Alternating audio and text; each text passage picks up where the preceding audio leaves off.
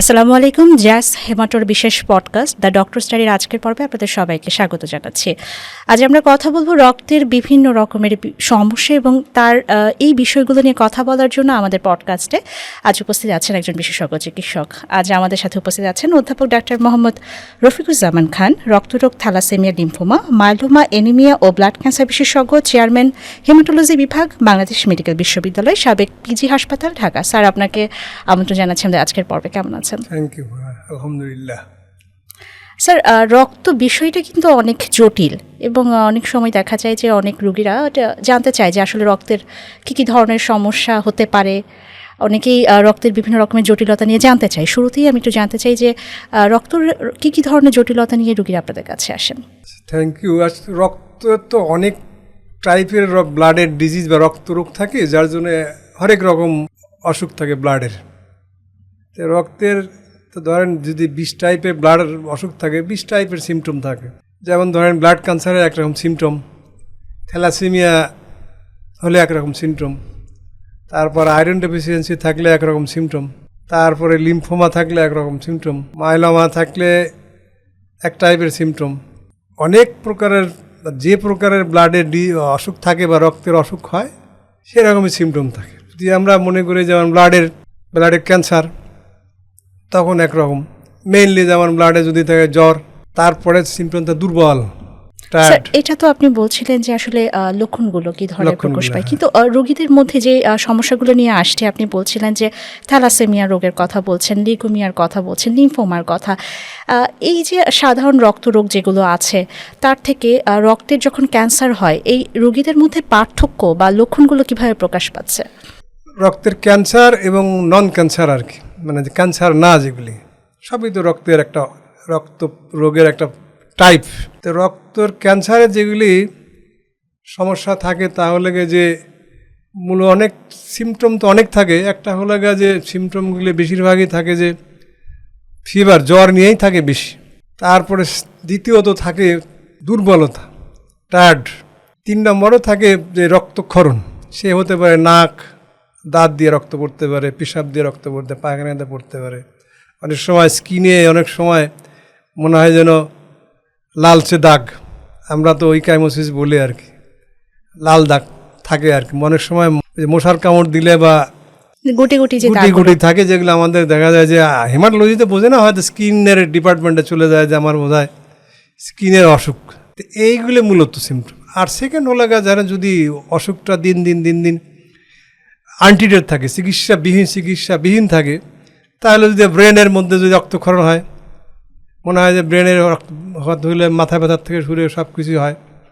ব্রেনে অনেক সময় মেটাস্টেসিস হয়, মানে কি ট্রান্সফার যদি হয়। তারপরে চোখেও সমস্যা, অনেক সময় চোখে যদি ট্রান্সফার হয় তাহলে চোখে দেখতে সমস্যা। অনেক সময় দেখবেন যে এই ক্যান্সার তো অনেক টাইপ আছে। লিম্ফোমা আছে, অ্যাকিউট মাইলয়েড লিউকেমিয়া আছে, লিম্ফোব্লাস্টিক লিউকেমিয়া আছে, অনেক টাইপের আছে। একটা টাইপের তো প্রেজেন্টেশন একরকম, সিমটম বা লক্ষণ হরেক রকম আর কি। তারপরে কিছু টনসিলাইটিস, হয়তো টনসিলের ইএনটি ডাক্তার সাহেবের কাছে যান, ওইটা একটা সিমটম। তারপরে দেখবে অনেক সময় গাম হাইপারট্রফি নিয়ে চলে যাচ্ছে, দাঁত ফুলে গেছে, আমার দাঁতের ডাক্তার জিঞ্জিভাইটিস বলে অনেক সময় স্কেলিং টেলিং না কি করে, ওগুলো করতে যায়। তারপরে আমাদের তো যেগুলি লিম্ফ নোড তো আসি, যে লিম্ফ নোড ফুলা গেছে, সেগুলো অনেক সময় দেখা যায় যে আবার সিটিও থাকে, যদি চেস্ট ইনফেকশন থাকে, বুকে যদি ইনফেকশন থাকে, নিউমোনিয়া বা যে কোনো কাশ টাশ থাকতে পারে। তারপরে অনেক সময় কিছু ক্যান্সার যদিও আমরা আজকাল পাচ্ছি, তাহলে পেটের মধ্যে অনেক সময় লিম্ফোমা টাইপের, এরাও তো ক্যান্সার। কন্টিনিউয়াস ডায়রিয়া হচ্ছে আর কি। তো অনেক সময় আমাদের গ্যাস্ট্রোএন্টারোলজি পেটের ডাক্তারের কাছে যাচ্ছে, পাচ্ছে না বা হচ্ছে না, তো অনেক সময় ওই স্যারেরা টেস্ট করে দেখে যে আসলে লিম্ফোমা টাইপের লোক আর কি, জটিল অবস্থায় তারা আসছে। হ্যাঁ, মানে প্রত্যেকটা সিস্টেম ইনভলভমেন্ট থাকে। স্যার, আপনি তো বলছেন যে জটিল অবস্থায়, যখন রক্তের রোগগুলো জটিল অবস্থায় যাচ্ছে, তার মস্তিষ্ক, চোখ, বিভিন্ন জায়গায় কিন্তু ছড়িয়ে পড়ছে। রোগীরা আসলে কি ধরনের লক্ষণগুলো প্রকাশ পেলে বুঝতে পারবেন যে একজন রক্তরোগ বিশেষজ্ঞের শরণাপন্ন হতে হবেন?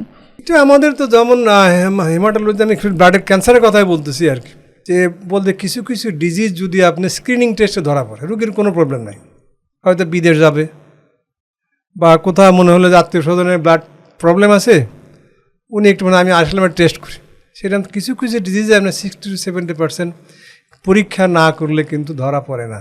তো সেরকমই যেমন ক্রনিক মাইলয়েড লিউকেমিয়া একটা আছে, এরকম আর কি, মানে এগুলো পরীক্ষার পরবর্তীতে ধরা পরীক্ষার পড়ে। পরবর্তী ধরা পড়ে। সেক্ষেত্রে আসলে যদি আমার কাছে মনে হয় যে যদি এক্সপার্ট মরফোলজিস্ট থাকে আর কি, মানে ওই যে আমরা সিবিসি ব্লাড এখন তো মেশিনে ঢোকা দিচ্ছে বের করতেছে, ওরা তো আর ওইভাবে ডিফারেন্সিয়েট করতে পারে না যে আসলে, যদিও বলে আইজি মাইজি ইমেচিউর আইজি সেল টেল আছে, সেই জন্য মরফোলজিক্যালি সিবিসি ব্লাড ফিল্ম যদি একটা টেস্ট করা যায় এক্সপার্ট মানুষ দিয়ে আর কি, তাহলে এইটাই মনে হয় যদি সিমটমবিহীন যেগুলি ব্লাডের ক্যান্সার, সেগুলো অনেক কিছু আর্লি আইডেন্টিফিকেশন করা সম্ভব। স্যার, আপনি কিন্তু শুরুতেই বলছিলেন যে রক্তরোগের মধ্যে কিন্তু যখন লক্ষণগুলো প্রকাশ পায় তার মধ্যে একটি কিন্তু দুর্বলতার কথা বলছিলেন। অনেক সময় দেখা যায় অনেকেই দুর্বল হলেই ভাবেন যে তাদের অ্যানিমিয়া, রক্তের কিন্তু একটা রোগের মধ্যে আছে অ্যানিমিয়া। এই অ্যানিমিয়ার হলেই কি আসলে দুর্বলতা হয়, মানে এই বিষয়টা একটু জানতে চাচ্ছিলাম। হ্যাঁ, অ্যানিমিয়া তো দুর্বলতার কারণ অনেকগুলি, যেমন আপনি যদি হেমাটোলজিক্যাল ডিজিজ ধরেন, রক্ত কম, বা অনেক সময় দেখা যায় আয়রন, শুধু হিমোগ্লোবিন বা 13-14, বাট শুধু আয়রন ঘাটতির জন্যই কিন্তু দুর্বলতা হতে পারে। তারপরে তো নন হেমাটোলজিক ডিজিজ হতে পারে, হার্টের ডিজিজের জন্য দুর্বল হতে পারে, রেসপিরেটরি সিস্টেমের জন্য হতে পারে, টেনশন এংজাইটির জন্য দুর্বল হতে পারে। আয়রন তো আসেই। স্যার, এই যে আয়রনের কথা বলছিলেন, আয়রন ডেফিসিয়েন্সি থেকে আসলে কী কী ধরনের রক্তের সমস্যা হতে পারে? আয়রন ডেফিসিয়েন্সি, যেমন আয়রন ডেফিসিয়েন্সি অ্যানিমিয়া একটা, আয়রন ডেফিসিয়েন্সি তো প্রত্যেকটা সেলই তো আয়রন ইউটিলাইজ করে, আর করার পরে ওর স্বাভাবিক কর্মকাণ্ড পরিচালিত করে। যেমন আমাদের আয়রন ডেফিসিয়েন্সি যদি থাকে তাহলে অনেক ধরনের মেন্টাল ল্যাক অফ কনসেন্ট্রেশন, মানে ব্রেনের কনসেন্ট্রেশন, মনোযোগটা কম থাকে, মনে হয় যেন সাইকোলজিক্যাল ডিজার। আমার তো একটা মানে খুব কাছের মানুষ, সে দেখা যায় সব ঠিক থাকে, সব সাইকিয়াট্রিস্টের কাছে চলে গেছে আর কি। তো সাইকিয়াট্রিস্টের কাছে যাওয়ার পরে তাহলে তার ওখানে কিছু নাই, তো মনে হলে যেন একটু আয়রন, আমরা একটু হেমাটোলজির পরামর্শ নেই না কেন, ব্যাস দিলাম আমরা আয়রন প্রোফাইল করে দেখলাম যে আসলে ইরিটেন্ট, মেজাজটা বেশি ভালো থাকে না, ওনার গরম, কাজে কনসেন্ট্রেশন নাই, ঘুমাচ্ছে বা রেস্টলেস, তো দেখতে এরকম কিন্তু হতে পারে। আর তারপরে যে হাত পা জ্বলে বেশি, কিন্তু এখন দেখি যে আয়রন ডেফিসিয়েন্সি, আয়রন ঘাটতি থাকলে অনেক পেশেন্ট কিন্তু মনে হয় যে পা জ্বলে, এবং অনেক বলে যে সবই চলতে, যে পা আমি খোলা রাখি, শীতের দিনেও আমি পা খোলা রাখি, কারণ পা জ্বলে। স্যার, এই যে আয়রন ডেফিসিয়েন্সি অ্যানিমিয়ার লক্ষণগুলোর কথা বলছিলেন, এর পেছনে আসলে কারণ কি? শুধুই কি আয়রন ডেফিসিয়েন্সি, না অন্য কোনো কারণ এসে, এবং কাদের এই সমস্যাটা বেশি হচ্ছে? আয়রন ডেফিসিয়েন্সি তো একটা অনেক কারণে হতে পারে। যেমন আমাদের মনে করি যে একটা কম খাওয়া, ইনঅ্যাডিকুয়েট যদি খাই, আমার চাহিদা হলে 100 গ্রাম, আমি খাইলাম 50 গ্রাম, তারপরে যদি আমরা খাইলাম ঠিকই, অ্যাবজর্পশন কম হইলো আর কি।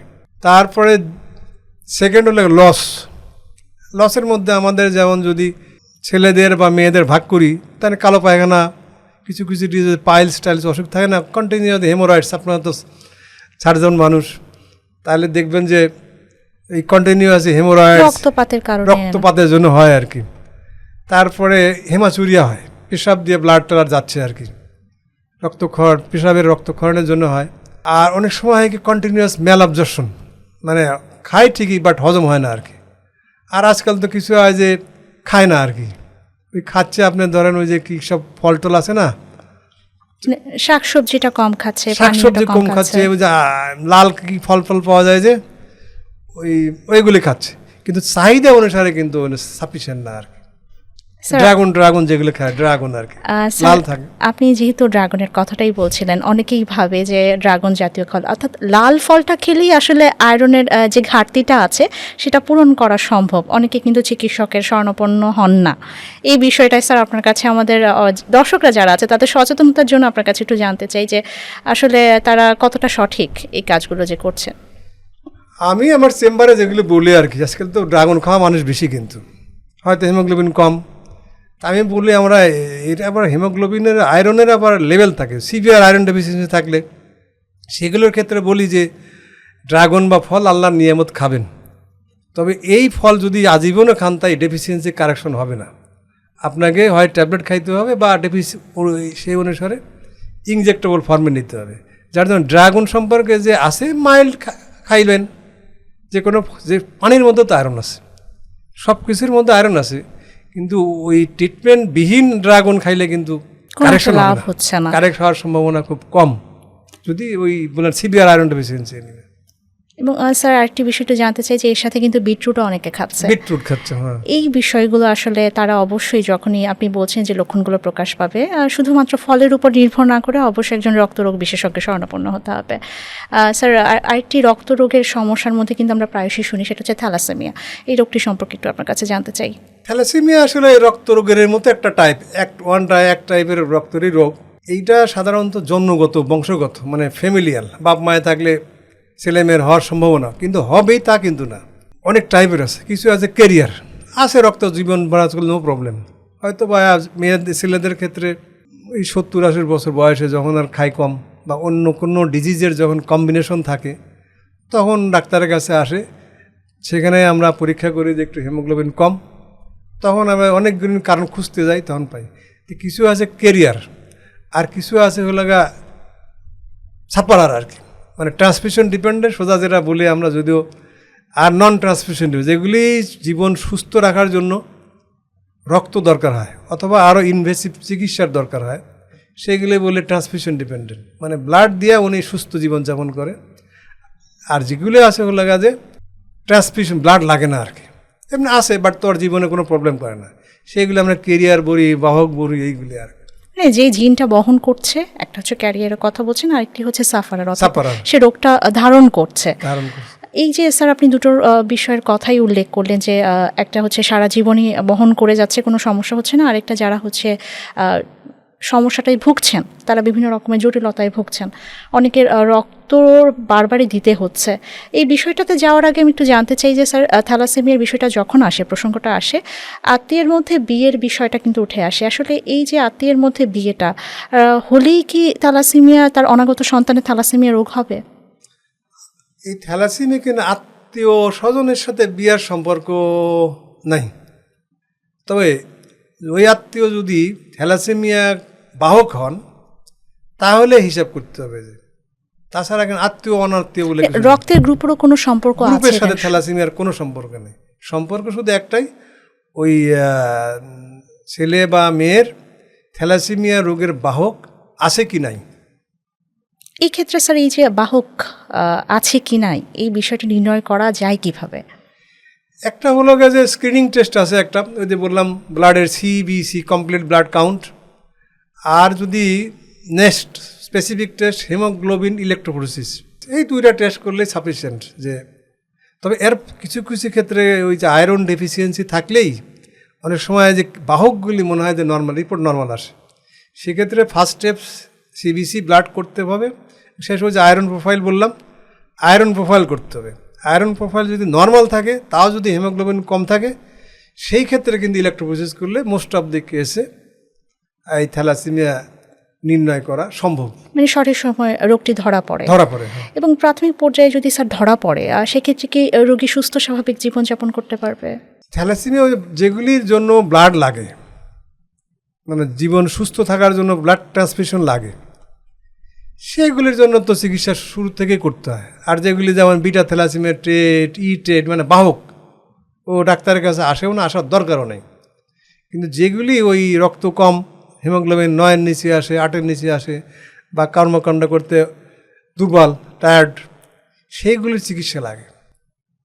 সেগুলির চিকিৎসার একটু ঝামেলা হয়ে গেছে যে আমরা যেমন কেরিয়ারটি দিয়ে যখন পাই, আমরা তখন ওই যে একটা গল্প শোনাই দিই আর কি, যে আপনার চিকিৎসা বলে সার্ভিস শুনে আসে সবাই, আজকে তো ফেসবুক আছে, তারপরে কি কিছু আছে না, বিভিন্ন রকমের মাধ্যম কিন্তু গুগল আছে, যে আমার এই ট্রেট, ওই লেখা থাকে কিন্তু যে আমার ট্রান্সপ্লান্টেশন লাগবে।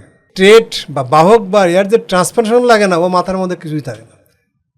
সেদিন সবারই কিন্তু ট্রান্সপ্লান্টেশন লাগে না, যাদের ব্লাড লাগে মাসে মাসে হোক, মাসে 2বার হোক, বা 2 মাস পর পর হোক, এদের ক্ষেত্রে আমরা ফার্স্ট অপশন হলো ট্রান্সপ্লান্টেশন, কিন্তু ব্লাড দেওয়া না। এখন ধরেন অর্থনৈতিক অবস্থা, তারপরে যদি যে ট্রান্সপ্লান্টেশন তো মেশিং লাগবে, ডোনার, বোন ম্যারো ট্রান্সপ্লান্টেশন, এইগুলো হলে ভালো অপশন, গুড অপশন হলো আপনার ট্রান্সপ্লান্ট করা, তাহলে আর ব্লাড নেওয়া লাগবে না, আর ঘোরাঘুরি করতে হবে। আর যারাও সম্ভব হয় না, তাদের ক্ষেত্রে ওই ব্লাড ট্রান্সফিউশন, মানে রক্তটা দিতে হবে প্রতি রক্তটা মাসে। নিতে হবে, লাল রক্ত নিতে হবে। স্যার, যে বিষয় বলছেন যে বোন ম্যারো ট্রান্সপ্লান্টেশনের কথা, আমাদের বাংলাদেশের প্রেক্ষাপটে বোন ম্যারো ট্রান্সপ্লান্টেশনের সুযোগ সুবিধা কেমন আছে? সুযোগ সুবিধা বলতে মানে আছে ট্রান্সপ্লান্টেশন বাংলাদেশে আমার এই সময় জানা মতে 4-5টা সেন্টারও কিন্তু আছে। ঢাকা স্যার, মেডিকেল কোথায় আছে, কোথায় আছে? তারপরে আপনার মুগদাতে কি বলে ওই যে আসগর আলীতে আছে, তারপরে আমাদের সিএমএইচে আছে, তারপরে ইউনাইটেড হসপিটালে আছে, তারপরে আপনার ওই যে এভার কেয়ারও কিন্তু আছে, মানে বিভিন্ন সরকারি এবং এবং বেসরকারি জায়গায় ঢাকার কিন্তু বাইরেও আছে। কিন্তু একটা আছে, বগুড়া টিএমএসএইচ হসপিটালে আছে, ওরা 2-3টে করছে বোধহয়। আর আমাদের ইউনিভার্সিটিতে আমরা শুরু করেছিলাম, যাই হোক আপাতত বন্ধ আছে, প্রসেসিং চলছে আর কি, সেজন্য সবার শেষে বলতো আমরাও অনেক 2-3 বছর আগে আমরা একটা করছি আর কি। মানে বোন ম্যারো ট্রান্সপ্লান্টেশন নিয়ে কিন্তু অনেকে জানতে চাই যে আসলে এই সেবাটা তারা কোথায় পেতে পারে। আশা করি আমাদের আজকের পডকাস্ট যারা দেখছেন তারা জানতে পেরেছেন যে কোথায় কোথায় আসলে এই সুযোগটা আছে, তারা বোন ম্যারো ট্রান্সপ্লান্টেশনের জন্য যোগাযোগ করবে। স্যার, রক্তরোগের নিয়ে যেহেতু আমরা আসলে বিষয় নিয়েই কথা বলছিলাম, আরেকটি রক্তরোগের কথা কিন্তু প্রায়শই উঠে আসে, সেটা হচ্ছে হিমোফিলিয়া। হিমোফিলিয়ার বিষয়টি কী, বা এই রোগীরা আসলে হিমোফিলিয়া ভুগছেন কীভাবে বুঝবেন? হেমোফিলিয়া আসলে বোঝার মানে লক্ষণ যেগুলি সিমটম বা লক্ষণ দিয়ে মানে বোঝে যে এটা আর সিভিয়ারিটির উপর ডিপেন্ড করে। যদি মানে সিভিয়ারিটির বাংলা বলে গেছে মানে খুব কম, ওই যে ফ্যাক্টর ঘাটতি, এটা তো ফ্যাক্টর ঘাটতি, যার ফ্যাক্টর 8-এর জন্য বা 9-এর জন্য তো এগুলি হয়। তো মূলত হেমোফিলিয়া রোগ কিন্তু ওই যে ছোটো বাচ্চাদের মুসলমানি করে ওই কন্টিনিউয়াস রক্তক্ষরণ হতেই থাকে। তো সেই জন্য আমরা বলি যে যেগুলি সুস্থ মানুষ, সবল মানুষ একটু হাওয়ায় মুসলমানি করতে গেল অথবা কোনো আঘাত পাওয়ার পরে যদি দেখবেন চামড়ায় কালো দাগ, তাহলে হয়তো কন্টিনিউয়াস মানে রক্তক্ষরণ হচ্ছেই, সেটাই কিন্তু আসলে হেমোফিলিয়াটা বুঝি। আর একটা বুঝি হয়তো ওই যে মামা চাচা বলে দেয় যে আর মামার হেমোফিলিয়া আছে, তাহলে ধরে নেন ভাগ্য হওয়ার সম্ভাবনা আছে, কিন্তু হবেই তা কিন্তু না, হয় আর মানে বংশগত একটা প্রভাব থাকতে পারে। এবং আর অনেক সময় কিন্তু অনেক অভিভাবকরা বলে যে যখন নতুন দাঁত পড়ে তখন কিন্তু রক্তক্ষরণ হচ্ছে এবং রক্ত জমাট বাঁধে। এই এমন ধরনের যখনই লক্ষণগুলো প্রকাশ পাবে, আশা করি অভিভাবকরা দেরি না করে চিকিৎসকের শরণাপন্ন হবেন। এই যে স্যার হেমোফিলিয়ার কথা আপনি বলছিলেন, হেমোফিলিয়ার এই চিকিৎসাটা কিভাবে দিচ্ছেন? হিমোফিলিয়ার চিকিৎসা তো ডিপেন্ড করে সিভিয়ারিটির উপর আর কি। যদি ধরেন লাগা যে বিশেষ করে প্রবলেম হয় জয়েন্ট পেইন দেওয়া, হেমোফিলিক আর্থাইটিস বলে আর কি, হাঁটতে পারে না, ব্যথা, মানে ফ্যাক্টর 8 এদিক সেদিক করলেই ব্যথা শুরু হয় আর কি। সেইগুলির ক্ষেত্রে প্রথম কাজ হলো ইভ্যালুয়েশন করা যে ও মাইল্ড, মডারেট না সিভিয়ার নাকি খারাপ। সিভিয়ার টাইপেরগুলি আমাদের কিন্তু বেস্ট অপশন ফ্যাক্টর দেওয়া, ফ্যাক্টর দিয়ে মেনটেন করতে হয় যে মিনিমাম অত 30% বা 20% বা 50% অবস্থা অনুসারে আর ওই যদি ফ্যাক্টর নেওয়ার পরে তাহলে কিন্তু সুস্থ থাকে, তাহলে ফ্যাক্টর ঠিক থাকলে আর ব্লিডিং হবে না। আর একটা যাদের ফ্যাক্টর নেয় না, আমরা ফ্রেশ ফ্রোজেন প্লাজমা বা ক্রাই প্রেসিপিটেট দিই, এই 3টাই অপশন আর কি, মানে সুস্থ থাকার আর কি। আর এরা যেহেতু নট কিউরেবল ডিজিজ, এটা আজীবন মতো ডায়াবেটিক, হাই প্রেশারের মতো ওষুধ খাইতেই হবে, মানে সারা জীবনে ওষুধ, সারা জীবন খেতে থাকতে, তারপর আল্লাহ যদি ভালো করে তাহলে তো কথা নেই। এই হেমোফিলিয়ার অনেক সময় অনেক রোগীদের কিন্তু বিভিন্ন রকমের অপারেশনের প্রয়োজন পড়ে। তারা কিন্তু অপারেশন নিয়ে ভয় পায় যে আসলে অপারেশন করতে পারবে কি না বা করা সম্ভব কি না। অপারেশন যদি করতে হয় তাহলে সেক্ষেত্রে আসলে তারা কী ধরনের প্রিকশন দিবে বা কী ধরনের ব্যবস্থা গ্রহণ করবে? আসলে এটা তো আপনার সার্জন না, আপনি তো সার্জন মানুষ, আসলে ঠিকই আছে, আমাদের কোনো সার্জারিতে কোনো নিষেধাজ্ঞা নেই, কিন্তু ফ্যাক্টর অ্যাক্টিভিটি যে যদি বড় মেজর সার্জারি হয় একরকম ফ্যাক্টর লেভেল থাকতে হবে, হয়তো 100%, এখন হয়তো ওনার 7%, 8%, 9%, এইটা দিয়ে কিন্তু মেজর সার্জারি হবে না। যদি মেজর সার্জারি যে কোনো সার্জারি করতে চাই তাহলে ফ্যাক্টর অ্যাক্টিভিটি থাকতে, নিউরো সার্জারি ফ্যাক্টর অ্যাক্টিভিটি 100% থাকলেও কোনো প্রবলেম নেই। যার জন্য ওই যদি সার্জারি করার আগেই আপনার ফ্যাক্টর অ্যাক্টিভিটি করতে হবে। আর যদি সেক্ষেত্রে হয় এপিটিটি, অ্যাক্টিভেটেড পার্শিয়াল থ্রোম্বোলাস্টি, এটাও কিন্তু করা যায়। তবে ফ্যাক্টর 8 অ্যাসেসমেন্ট হল গুড অপশন। যদি নর্মাল বা 50% থাকে অনেক সার্জারি করা সম্ভব, আর মেজর সার্জারিগুলি আরও বেশি লাগে 100%, এবং সেটা 3 থেকে 5 দিন, মানে আপনার যে কয়েকদিন ওই যে মানে ব্লিডিংয়ের সম্ভাবনা আছে আর কি, সেই সময়টা রাখলেই কিন্তু নো প্রবলেম। অর্থোপেডিক সার্জারি তো অপারেশন করে, মানে ফ্যাক্টরটা মানে আসলে ঘন্টা 2 সঠিক ঘন্টা থাকতে ধরে হবে। অপারেশন, 3 ঘন্টা অপারেশন করে, তারাও কিন্তু কিন্তু শর্ত থাকে একটা, অ্যাডিকুয়েট ফ্যাক্টরস সরবরাহ থাকতে হবে। স্যার, আমরা কিন্তু গুরুত্বপূর্ণ কয়েকটি রক্তরোগের কথা জানলাম আপনার কাছ থেকে। আরেকটি বিভিন্ন রকমের ভ্রান্ত ধারণা কিন্তু আছে। অনেক সময় অনেক রোগীরা বিভিন্ন কারণে কিন্তু রক্ত যখন তাদের দেওয়া হয়, অনেকেই মনে করেন যে রক্তরোগের মাধ্যমে যখন রক্ত সঞ্চালন করা হচ্ছে তাদের কোনো কারণে, পরবর্তীতে কোনো রক্তরোগের সম্ভাবনা হয় কি না, এই বিষয়টাই স্যার আমাদের দর্শকদের জন্য একটু যদি ক্লিয়ার করতেন। আসলে এখন কি আর সর্বশেষ যেটা আমি যতটুকু জানি না, donor should be disease free. Donor should be, যে রক্ত দান করবে সে তাকে ডিজিজ ফ্রি থাকতে, দিস ইজ আইডিয়াল। এখন প্রয়োজনে অনেক সময় নাই, জীবন বাঁচানো দরকার দেয় আর কি। সেই জন্যে রক্ত যে দিবে শুধু ডিজিজ ফ্রি হলে তো কোনো প্রবলেম নেই। এবং অবশ্যই যখন দিবে রক্তটা তার আগে পরীক্ষা করে হ্যাঁ, নিতে হবে। স্ক্রিনিং ব্লাড যারা ওই যেগুলো স্ক্রিনিং টেস্ট করে আর কি, 6টা, B virus, C virus, ISI virus, malaria. আর আমার কাছে এখন মনে হয় যে একটা ব্লাড ফিল্ম দেখা উচিত, যদিও করে কি না, কারণ অনেক ডিজিজ তো সিমটম নাই, ব্লাড গ্রুপে তো আর সিএমএল পাওয়া যাবে না। ব্লাড গ্রুপ করে তো আপনার কি বলে এইচবি সিএমএল দেখা যাবে না। সেই জন্য আমার মনে হয় এই 6টার সাথে সাথে পিডিএফটাও করা ফিল্মটা দরকার। করা উচিত আর কি, এক্সপার্ট লোক দিয়ে আর কি, তাহলে অনেক কিছুই মনে হয় সম্ভব। যদিও ম্যালেরিয়া দেখে। স্যার, সিএমএল এর কথা যেহেতু আসলো, আমি একটু লিউকোমিয়া নিয়ে জানতে চাই যে রক্ত রোগের মধ্যে একটি রোগ কিন্তু লিউকোমিয়া। এই রোগটি আসলে রক্তের কিসের রোগ? লিউকেমিয়া হলে আমাদের যেমন ব্লাডের মধ্যে 3 টাইপের সেল থাকে, একটা হলো আরবিসি, লোহিত কণিকা বাংলা নাম, আর একটা প্লাটিলেট অনুচক্রিকা, আর থার্ড হলো ডাব্লিউবিসি মানে শ্বেতকণিকা। শ্বেতকণিকা। এই লিউকেমিয়া হলো যে ডাব্লিউবিসি টাইপের আর কি, শ্বেতকণিকা রোগ। ডাব্লিউবিসি আজকাল মানে ডাব্লিউবিসি বোঝে আর কি, বলে শ্বেতকণিকাই কঠিন। মানে ডাব্লিউবিসির একটা রোগ আর কি। ডাব্লিউবিসির মধ্যে লিম্ফোসাইট থাকে, নিউট্রোফিল থাকে, এই টাইপের আর কি। ইসিনোফিলের একটা, এটাও তো রক্তের একটা টাইপ। স্যার, এর কোনো ধরন আছে কি না? লিউকেমিয়া তো অনেক টাইপ, আমরা ধরেন অ্যাকিউট বলে, অ্যাকিউট টাইপ মানে যদি অ্যাকিউট টাইপ এবং ক্রনিক টাইপ আছে। একটা আপনার বছরের বছর 5 বছর 6 বছর রোগীর মধ্যে আছে লিউকেমিয়া আছে, তার প্রবলেম নেই। হঠাৎ করে স্ক্রিনিং টেস্ট বা মনে হলে একটা টেস্ট করে দেখি আর দুর্বল লাগে, দেখবেন আছে। যেমন সিএমএল টাইপ, সিমটমের একটা দীর্ঘমেয়াদী। অনেক সময় রুগীর লক্ষণের চাই বড় হচ্ছে পেটের মধ্যে চাকা টাকা আছে কি না, কেন তাও পাত্তা টাত্তা দেয় না আর কি, যে আছে থাক। যখন দেখবেন ডাব্লিউবিসির কাউন্ট অনেক হাই, 1.5 লাখ 2 লাখ, তখন হয়তো একটু শুরু দুর্বল, ঘামে, নাইট সোয়েটিং আর কি, এটা ক্রনিক টাইপ। আর কিছু হচ্ছে অ্যাকুট ইমিডিয়েট, এটা যদি ইমিডিয়েটলি বলে তাড়াতাড়ি ডাক্তার কাছে আসে। যেমন ধরে 2 সপ্তাহ 3 সপ্তাহ, 4 সপ্তাহের মধ্যে অলমোস্ট অ্যাকিউট লিউকেমিয়া চলে আসে, 2-4টা ব্যতিক্রম ছাড়া। এখনও দেখে 2-4টা অ্যাকিউট মাইল্ড লিউকেমিয়া সে অনেক বছরের পর বছর ভালো আছে, বলে স্যার আমার প্রবলেম নেই। জানি না আমি কী জন্য, হিমোগ্লোবিন কমে না, ইনফেকশন হয় না। স্যার, লিউকেমিয়ার রোগীরা যখন আপনাদের কাছে আসেন, রক্তরোগ বিশেষজ্ঞ হিসেবে আসলে তাদের কিভাবে আপনারা পরামর্শ দেন বা কিভাবে চিকিৎসা সেবাটা দিচ্ছেন? প্রথম কথা হলো যেমন ধরেন একটা অনেক টাইপের, তো আমি অ্যাকিউট মাইল্ড লিউকেমিয়ার কথাই বলি বা সিএমএল এর কথাই বলি। সিএমএল যদি বলি আর কি, প্রথমে আমাদেরকে তো ইভ্যালুয়েশন করতে হয় যে আসলে কোন লেভেলে আছে আর কি। যদি আমরা সিএমএল চিন্তা করি, chronic phase, accelerated phase 2 type, বা অন্য প্লাস্টিক ক্রাইসিস, যদি সহজ বলি যে এগুলির ক্ষেত্রে ক্যান্সার নাম শুনলেই মানুষ যেমন মনে হয় যে আর বোধ হয় আমার সব শেষ। কিন্তু কিছু কিছু ক্যান্সার নামটা খারাপ, বাট ওরা কিন্তু মানে কিউরেটিভ না হলেও অন্তপক্ষে দীর্ঘমেয়াদী জীবন, ডায়াবেটিক হাই প্রেশার মানুষ ভয় পায় না, কিন্তু মানে সবাই জানে।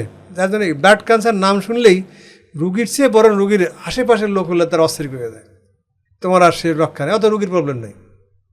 আর আস্তে আস্তে যখন ওই যে আবহাওয়ার জন্য রুগীও আলটিমেটলি অসুস্থ হয়ে যায়, যে এ বলে তোর সমস্যা নাই, এই দেশে চলে যা, অমক হইলো তমক হইলো, ক্যান্সার রোগী হলে তুই তো অনেক আগে মারা যাতে, সুতরাং কিছু হয়নি, গো ইন্ডিয়া, গো সিঙ্গাপুর, গো ব্যাংকক।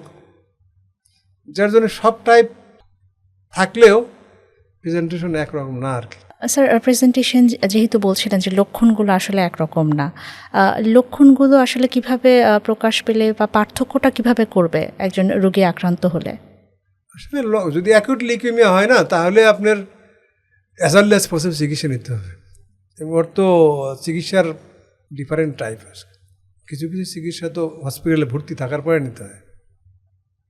আর এখন ওষুধ টুষুধ বেশ কিছু আমরা মুখে সিরেট দিয়ে ওরালি মুখে দিয়ে খাক, 1 সপ্তাহ পর পর 2 সপ্তাহ পর যোগাযোগ। তবে অ্যাকিউট মাইল্ড লিউকেমিয়া হসপিটালেই থাকতে হয়, অ্যাকিউট যেগুলি আর কি, থাকলে ভালো হয়। কারণ ওদের থেরাপির তো অ্যাগ্রেসিভ টাইপ, যার জন্যে ওনাকে আমরা যেমন বলি যে আপনাকে 28 দিন মিনিমাম থাকতে হবে। 21 দিনের মধ্যে অনেক সময় ভালো হয়ে যায়, তবে আমরা আগাম বলি যে আপনার 28 দিন থাকার সম্ভাবনাই বেশি আর কি। স্যার আপনারা খুব সুন্দর করে আসলে পরামর্শ দেন, কাউন্সেলিং করেন, এবং যে কোনো রক্তরোগের ক্ষেত্রে কিন্তু কাউন্সেলিংটা খুবই গুরুত্বপূর্ণ। স্যার রক্তের যে ক্যান্সার, এই রক্তের কী ধরনের ক্যান্সার হতে পারে, এছাড়াও আর কী ধরনের সমস্যা নিয়ে আপনাদের কাছে আসেন রোগীরা? হ্যাঁ, ভালোই বললাম। আমরা যেমন ধরে আমরা ক্যান্সারের কথাই বলি একটু, যে আমরা অপশন দিই যে একটা হলো কেমোথেরাপি, তারপরে বোন ম্যারো ট্রান্সপ্লান্টেশন, তারপরে কাঠি সেল থেরাপি, ইমিউনোথেরাপি, অনেক অপশন দিই। তো রুগী যোগী মনে করে যে আমার মধ্যে ট্রান্সপ্লান্টেশনই লাগবে আগে, কিন্তু কেমোথেরাপি দেওয়ার পরে রুগী যখন রোগ মুক্ত হবে তখন কিন্তু ট্রান্সপ্লান্টেশন, মানে বেশি দিন যাতে সুস্থ থাকেন আর কি। স্যার আমরা রক্ত রোগের আসলে ক্যান্সার, আমরা তো অনেকগুলো রক্তের রোগ নিয়ে কথা বলছিলাম এর মধ্যেই, আর কি ধরনের সমস্যা নিয়ে আসেন আপনাদের কাছে? সমস্যা হচ্ছে বলে যে টিপিক্যাল প্রেজেন্টেশন, মানে কমন লক্ষণগুলি, একটা হলো আনকমন লক্ষণ, ওই যেমন তারপরে কিছু লিম্ফোমার কথা স্যার আপনি বলছিলেন, যেমন ধরেন আমাদের কিছু মাল্টিপল মাইলোমা পেশেন্ট দীর্ঘমেয়াদী দেখবেন যে পিঠের ব্যথা নিয়ে পিঠের ডাক্তারের কাছে, ওই যে অর্থোপেডিক্স বা ফিজিক্যাল মেডিসিন বা রিমেটোলজিস্ট, ওনাদের কাছে ঘুরতেছে। সেখানে ওরা হয়তো অনেক রকম চিকিৎসা দিচ্ছে আর কি। সেই জন্য আমাদের যেটা, যদি সেই বয়ের পেশেন্ট আমাদের মাল্টিপল মাইলোমা 60 ইয়ার্স 50 ইয়ার্স, আজকাল যদিও 40 ইয়ার্সও দেখি দু একটা, ক্রনিক ব্যাক পেইন, ব্যথার ওষুধ দিচ্ছে, ছ্যাক দিচ্ছে, ফিজিওথেরাপি দিচ্ছে। দেখে সেক্ষেত্রে কিন্তু ওনার রক্তও কমে, আবার কোমরেও ব্যথা আছে, আর মাল্টিমার সিমটম ওয়েট লস, রাত্রেবেলা ঘামে, নাইট সোয়েটিং, এর একটা মাইলোমার টাইপের। স্যার আপনি তো বলছেন আসলে যে মাল্টিপল মাইলোমাতে বিভিন্ন রকমের ব্যথা হচ্ছে, তারা দেখা যায় অর্থোপেডিক্স বা অন্যান্য জায়গায় চলে যেয়ে কিন্তু পরবর্তী ডায়াগনোসিসটা অনেকটা দেরিতে হচ্ছে। এই ব্যথা হলেই কি আসলে কি ধরনটা, আমি একটু পার্থক্যটা জানতে চাচ্ছি, যে একটা রোগী কী ধরনটা দেখলে বুঝতে পারবেন যে তিনি আসলে অর্থোপেডিক্স না, একজন রক্তরোগ বিশেষজ্ঞের চিকিৎসক, মানে বিশেষজ্ঞের শরণাপন্ন হতে হবে? আমাদের যেটা পরামর্শ, তাহলে যে সব ব্যাক পেইনে কিন্তু হেমাটোলজিস্টের কাছে দরকার নেই, রক্তরোগের দরকার নেই। জাস্ট একটা হলো আপনার, ওনারা তো ব্লাডের একটা সিবিসি করবে, ইএসআর করবে। আর সিবিসির মধ্যে যদি হিমোগ্লোবিন একটু কম থাকে বা ইএসআর যদি অনেক বেশি থাকে, আর তাহলে চলে আসতে আমার মনে হয় একটা, ওনার যারা যে ব্যথার ডাক্তার যার কাছে হোক, এই যদি করে তাহলে ইজিলি আসতে পারবে আর কি। আর যেগুলো হলে আমাদের মাইলোমার ক্ষেত্রে জ্বর থাকবে, ওয়েট লস থাকে, তারপরে নাইট সোয়েট, রাত্রেবেলা ঘেমে যাচ্ছে আর কি। তো এইগুলি নিয়ে অনেক সময় কোমরের ব্যথা বলে যে কম্প্রেশন আর কি, না বিভিন্ন প্রেশার হাত পা ঝিনঝিন করে। যত দিন যাবে আর্লি ডায়াগনোসিস হলে আপনার সুবিধা কি কমপ্লিকেশন হয় না। তাহলে যদি একটা নার্ভ ভার্টিব্রা বা কম্প্রেশন হয়, তখন প্যারালাইসিস, ইউরিনের সমস্যা, কত কিছু। সেই জন্য আমার মনে হয় যে কারো যদি সন্দেহ হয়, তাহলে একটা সিবিসির সাথে সেরাম প্রোটিন ইলেকট্রোপোসিস এখন তো অ্যাভেলেবল, অনেক সব জায়গায় তো আছে। তারপর ইমিউনোফিক্সেশন আছে, ফ্রি লাইটসেন, অন্তত এই 3টা করলেই আপনার পরিষ্কার যে আপনার মানে মাল্টিপল মাইলোমা আছে কি না, বা তখন আপনি একটা হেমাটোলজিস্ট পরামর্শ নিলে সুবিধা। কারণ সবসময় যে ফ্রি লাইটসেন পজিটিভ হয় না, ইমিউনোফিক্সেশনে আপনার এটা পাওয়া যায় না, আবার সেরাম প্রোটিনে আপনার পাওয়া যায় না। আবার দেখা যায় ওগুলো না থাকলেও যে মাইলোমা না, তা কিন্তু না, ওই শেষের দিকে বোন মারা করতে হয় একটু। স্যার আমি একটু লিম্ফোমা রোগটি নিয়ে জানতে চাচ্ছিলাম। লিম্ফোমা অনেক সময় দেখা যায় যে এই লিম্ফোমার রোগীদের গায়ের মধ্যে ছোটো ছোটো চাকা বা দানার মতো থাকে, অনেকেরই কিন্তু আছে এবং বয়স হলে কিন্তু এটা একটু বাড়ে। এই লিম্ফোমা শব্দটি যখন আসে আমরা কিন্তু জানি যে এটা রক্তের কিন্তু একটা রোগ। এই বিষয়টা সম্পর্কে একটু জানতে চাই স্যার। হ্যাঁ, লিম্ফোমা একটা আসলে রক্তেরই একটা রোগ। এটা আবার লিম্ফোসাইটের রোগ। ওই যে বললাম আমার WBC সিরিজ থাকে, নিউট্রোফিল লিম্ফোসাইট, লিম্ফোসাইটের রোগ। তো লিম্ফোসাইট যখন যেখানে থাকুক এখানে ওই যে ফোলা যখন হয় তখন আমরা ধরে নিই হয়তো লিম্ফোসাইট, ব্লাড ক্যান্সার। অবশ্য আগেই বলি সব লিম্ফ নোড ফুললেই কিন্তু আবার ব্লাডের ক্যান্সার না, ক্যান্সারের জন্য হয়, ওই লিম্ফোমার জন্য হয়, আবার অনেক ইনফেকশনের জন্য হয়, যেমন টিউবারকুলোসিসের জন্য হয়, অনেক ভাইরাল ইনফেকশনের জন্য হয়, অনেক সময় দাঁতের ইনফেকশনের জন্য ফোলে। সেই ক্ষেত্রে আমাদের যে লিম্ফোমা জন্য যদি হয় তাহলে কিন্তু লম্বা হিস্ট্রি থাকে, লম্বা চড়া দিন, অনেক দিনের, হয়তো 6 মাস 1 বছর। আর একটা কথা বলি যে ফুললেই যে লিম্ফোমা না, সাইজ থাকতে হবে বড়, 2.5 সেন্টিমিটারের উপরে এরকম যদি থাকে তাহলে মানে অন্ততপক্ষে যে হেমাটোলজিস্ট হোক বা এক্সপার্ট হোক, যারা অন্তত ব্লাড ফিল্ম করার পরে তখন বুঝতে পারবে যে এটা কি অ্যাকিউট লাইমাইল লিউকেমিয়া না লিম্ফোমা না কি আর কি, তখন নেক্সট স্টেপ চলে যাবে যে আমরা বায়োপসি করবো। তবে একটা বলি যে এই যে মানুষ নিডল বায়োপসি, আমাদের লিম্ফোমা বলে যে ওই FNAC আসলে সুই দেওয়া এক ফোঁটা নেওয়া, এটা না করাই বুদ্ধিমানের কাজ আর কি। পুরোটাই কেটে আসলে একবারে এক্সিশন করার পরে বায়োপসি ইমিউনোহিস্টোকেমিস্ট্রি করে আইডেন্টিফিকেশন করাই ভালো। স্যার, লিম্ফোমা রোগটি নিয়ে আমরা কথা বলছিলাম। আমি একটু জনসাধারণের হয়েই প্রশ্নটা করছি যে অনেকেরই দেখা যায় সারা শরীরের মধ্যে চাকা চাকা চাকা থাকে বড় বড় করে, এবং এটা নিয়ে তারা অনেকেই শঙ্কিত থাকে যে আসলে কি করবে, এটাকে কেটে ফেলতে হবে কিনা। কারণ একটা হলে যদি চাকা হয় সেটা কেটে ফেলা গেল, কিন্তু সারা শরীরেই যদি হয় তাহলে সেক্ষেত্রে আসলে করণীয় কি?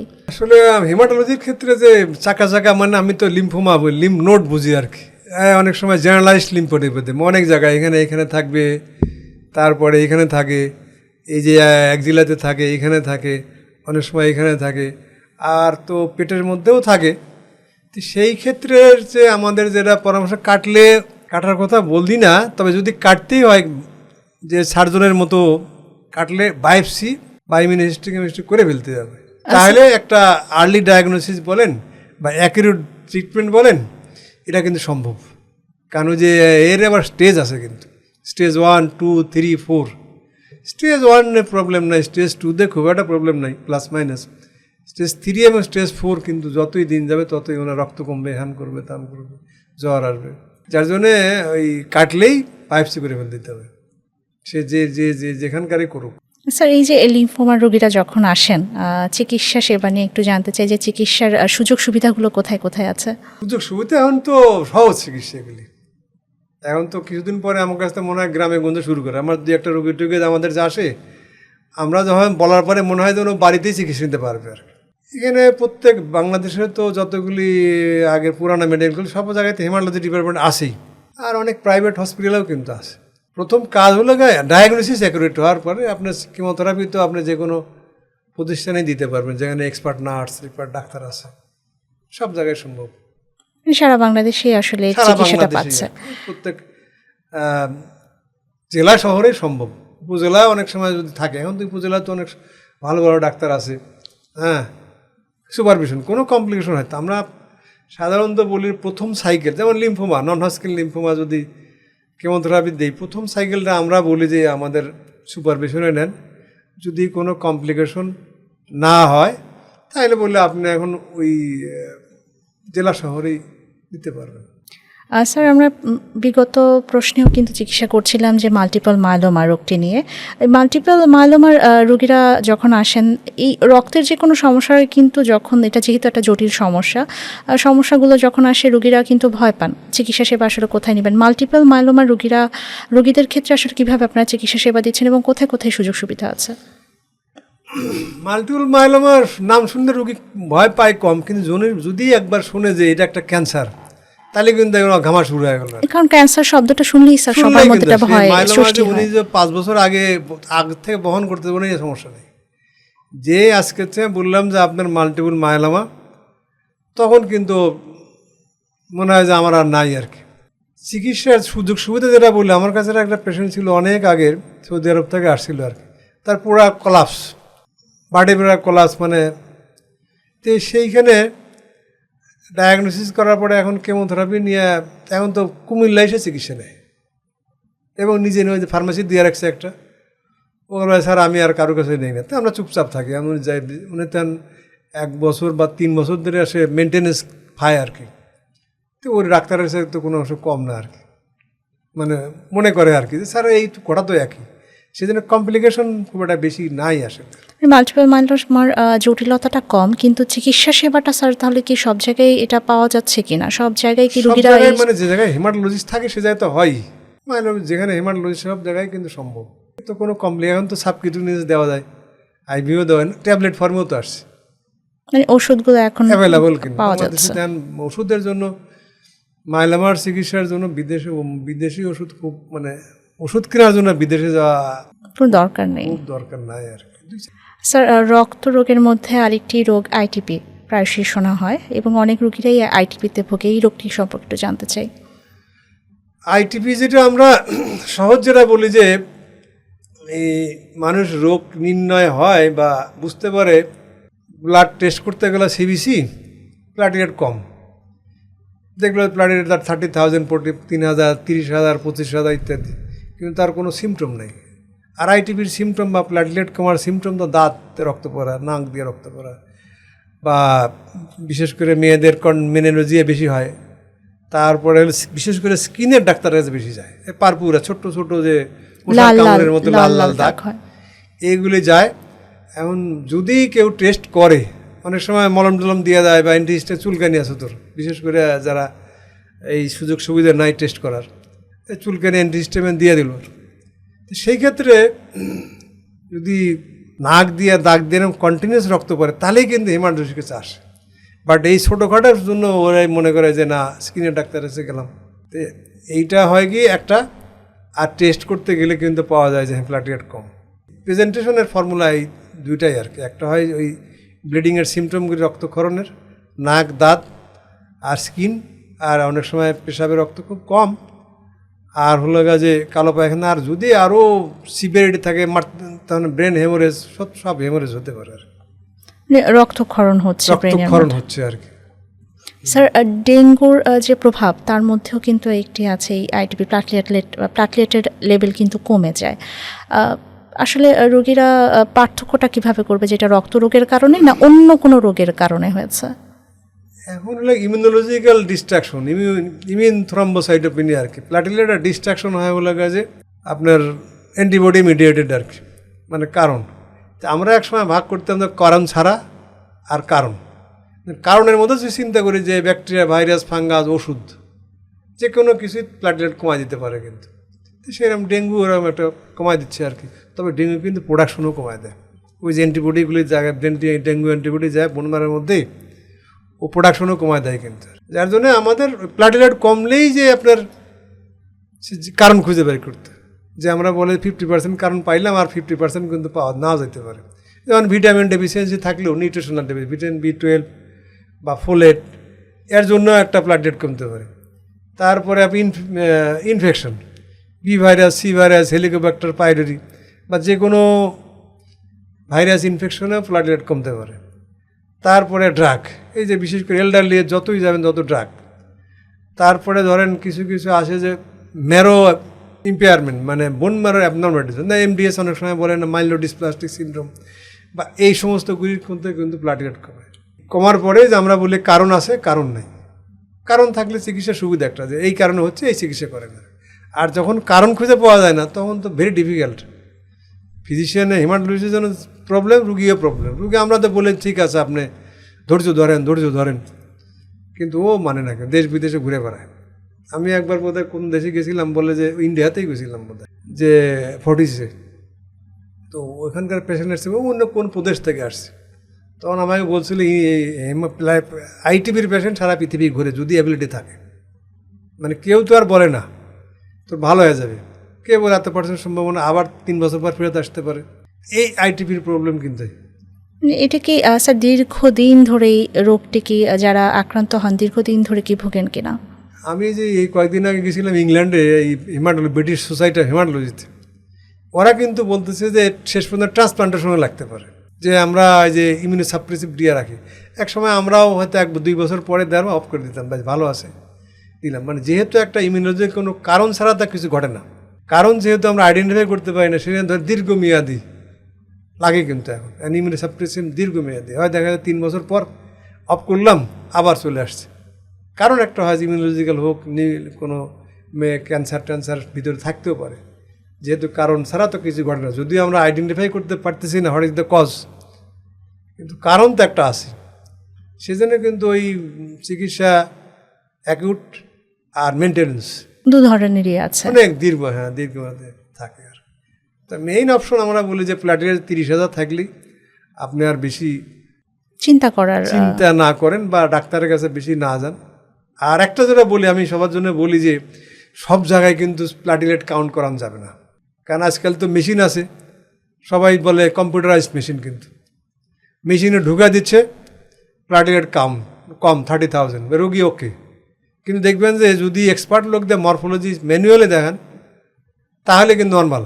অথচ উনি যখন হেমাটোলজিস্টে আসে বা রক্ত ডাক্তারের কাছে ঘোরাঘুরি করে, তখন আমরা পরিকল্পনা করি যে আপনার কিন্তু এই টেস্ট সেই টেস্ট মানে ওর কিন্তু 20-30,000 টেস্টের মধ্যে বোন মারো পরীক্ষা প্ল্যান রাখি।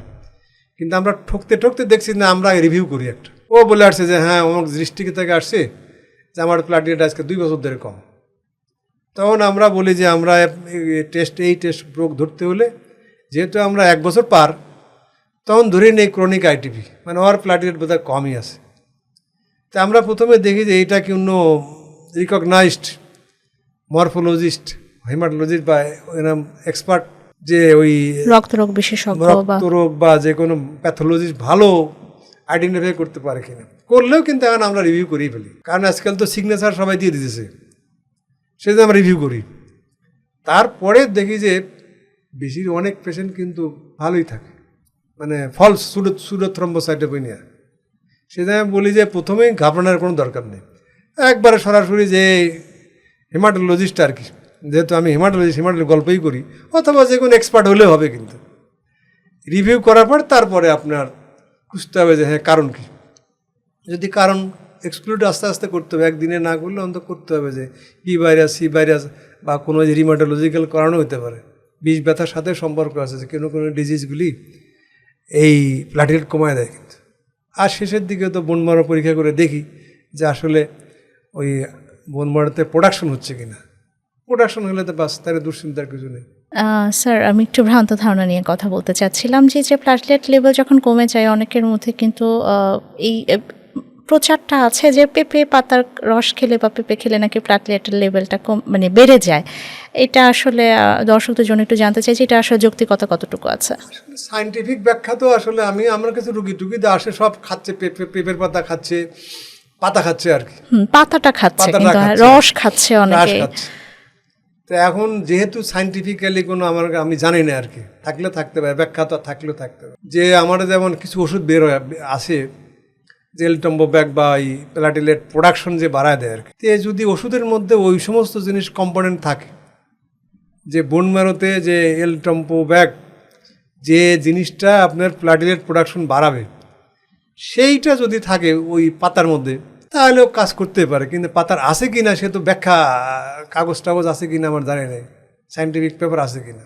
এখন হয়তো ফলস পজিটিভ হতে পারে, অথবা ধরেন আপনার প্ল্যাটিলেট তো বাড়ে পার ডে হলে 10 সম্ভবত 11, মানে কোটি প্ল্যাটিলেট হয়। কিন্তু এখন যদি সত্যিকারের যদি প্ল্যাটিলেট কমে, আমি কিন্তু দেখিনি আর কি, যে পাতা খান। আমি বলি যে 2টা কাজ করতে হবে, পাতা হয় ছাড়তে হবে, আর না আপনি আমার ওষুধ ছাড়তে হবে। কারণ আমার ওষুধ দিলে পারার সম্ভাবনা, সব আইটিভি কিন্তু ওষুধে পারে না। একটা অবশ্য স্টেরয়েড দিই, সেকেন্ড হলো আজকাল তো অনেক রিটুক্সিমাব ইঞ্জেকশন আছে। আবার সেকেন্ড অপশন হচ্ছে বললাম না স্প্লেনেক্টমি করা, এখন আর স্প্লেনেক্টমি করতে চায় না অনেকেই। আরও ভালো ওষুধ ফরম্যাট আছে। যদি রোগী বোঝে যায় না 30,000 ডাক্তার সাহেব বলছে 30,000 আমি নিরাপদে থাকি, আশ্বস্ত হতে পারে, তাহলে আর বেশি কিছু আমরা করি টরি না আর কি। মানে দেখা যায় যে চিকিৎসাটা যেভাবে দিচ্ছেন ওষুধের মাধ্যমে, সেই ওষুধটা দিয়েই তাদেরকে কন্টিনিউ করতে বলছেন। স্যার, আমরা কিন্তু রক্তরোগ নিয়ে, বিভিন্ন রকমের রোগ নিয়ে এতক্ষণ কথা বলছিলাম এবং আপনার কাছ থেকে বিভিন্ন পরামর্শ কিন্তু পেয়েছি।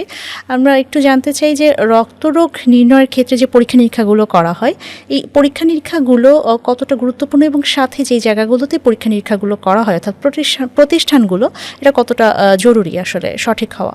আসলে আমি হেমাটোলজির রক্তরোগের রোগ সম্পর্কেই বলি যে আমাদের হেমাটোলজির বা রক্তরোগ নির্ণয়ের প্রথম শর্তই হবে যে ওই পরীক্ষার জন্য হেমাটোলজিস্ট লাগবে, মানে রক্তরোগ বিশেষজ্ঞ। উনি কিন্তু নিজেই ব্লাডের টেস্টটা করে, বিশেষ করে মরফোলজি, ব্লাড ফিল্ম, সিবিসি। এটা ভেরি ভেরি ইম্পর্টেন্ট। বললাম না যে প্লাটিলেট মেশিন দিয়ে দিলে কিন্তু হবে না।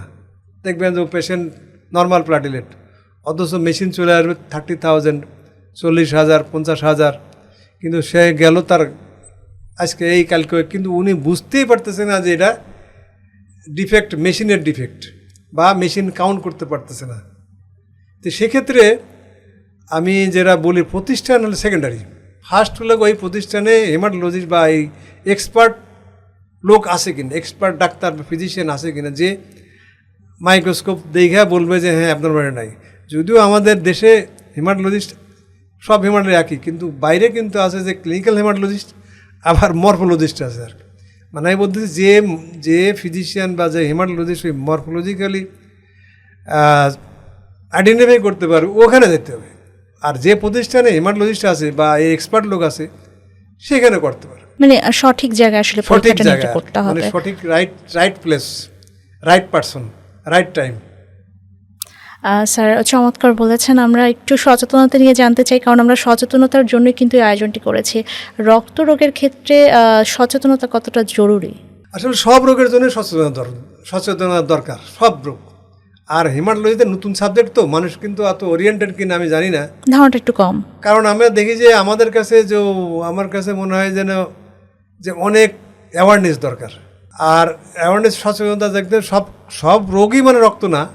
আর যেহেতু আমরা বলি যে অনেকে রোগী দেখছি কিন্তু যে এই এনজিওগ্রাম করতে গেছেন, বুকের ব্যথা দেখে হিমোগ্লোবিন 6 ফেরত আসছে, আসলে চেস্ট পেইন, হয়তো ওই হিমোগ্লোবিন কমের জন্য থাকতে পারে অন্য অসুখ।